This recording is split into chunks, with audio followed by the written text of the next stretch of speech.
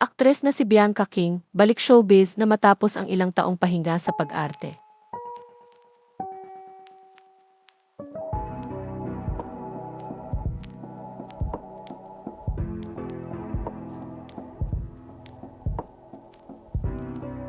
Magbabalik na sa showbiz ang aktres at celebrity mom na si Bianca King matapos ang ilang taong pahinga sa pag-arte. Kamakailan kasi ay pumirma ng kontrata si Bianca sa Sparkle GMA Artist Center at kasama niya sina Gwen Zamora at Regine Tolentino noong araw na iyon. Naging bisita ang aktres sa programang Fast Talk with Boy Abunda at doon ay ibinahagi niya ang tungkol sa buhay niya bilang ina. Matatanda ang ikinasal si Bianca King kay Ralph Wintle, na kapatid ni Ben Wintle, na mister ng aktres na si Iza Calzado. Sina Bianca at Ralph ay may isang anak na babae na isinilang noong 2020. Ibinahagi ni Bianca sa panayam sa kanya ni Boy Abunda na hindi naman umano planado ang pagtira niya sa Australia na nangyari sa panahon ng pandemya. Ayon sa aktres, ang pagiging isang asawa at ina ang naging buhay niya doon kapiling ang kanyang asawa at ang anak nila. Anya, sa Australia ako, doon ako nanirahan ng 5 taon na hindi planado. Pero nangyari kaya in-embrace ko na lang siya.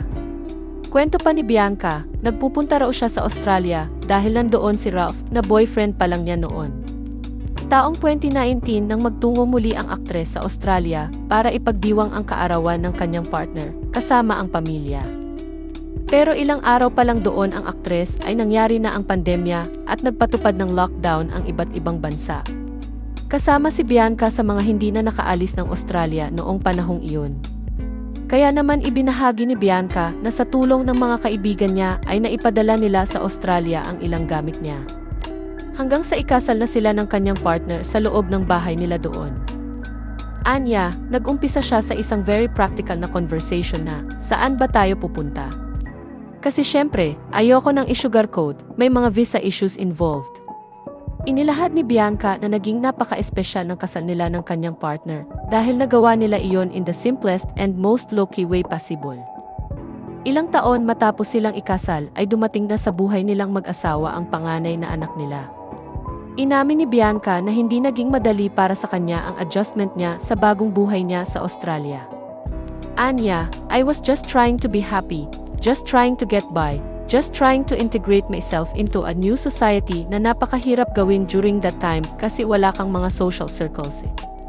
Kaya nang tanungin kung kumusta siya bilang isang ina, ay sinabi ng aktres na itinuturing niya ang kanyang sarili na isang excellent na ina.